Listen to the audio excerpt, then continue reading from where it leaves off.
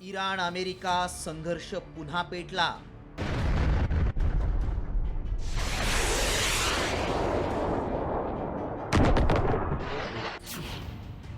जॉर्डनमधील American एअरबेसवर इराणचा हल्ला.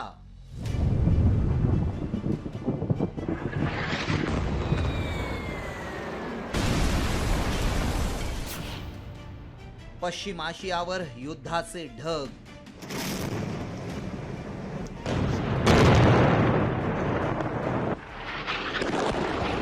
America आणि इराण यांच्यातला तणाव निवळलाय असं वाटत असतानाच आता पुन्हा एकदा नवा वाद पेटण्याची चिन्ह निर्माण झाली आहे. इराणनं जॉर्डनमधील अल अझरक एअरबेसवर बॅलिस्टिक क्षेपणास्त्र डागल्याचा दावा केलाय.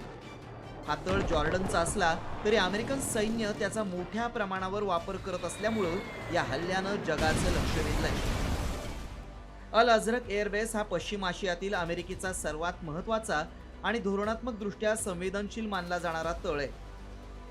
या स्थळावर इराणनं 10 शक्तिशाली बॅलिस्टिक मिसाईल डागल्याचा दावा केलाय.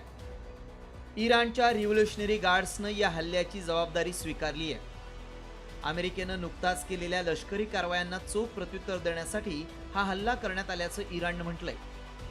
हा एअरबेस अधिकृतपणे जॉर्डनचा असला तरी या तळावरून अमेरिकन सैन्य आपलं मोठं लष्करी अभियान चालवतं. त्यामुळेच इराणनं या तळाला मुख्य लक्ष्य केलंय.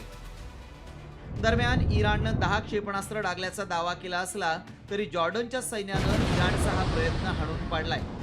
जॉर्डनच्या लष्करानं दिलेल्या माहितीनुसार त्यांच्या अत्याधुनिक एअर डिफेन्स सिस्टमनं इराणची बहुतांश क्षेपणास्त्र रोखली आणि हवेतच नष्ट केली. काही मिसाईल्सचा मलबा जमिनीवर पडला. मात्र यात सुदैवानं कोणतीही जीवितहानी किंवा मोठं नुकसान झालेलं नाही.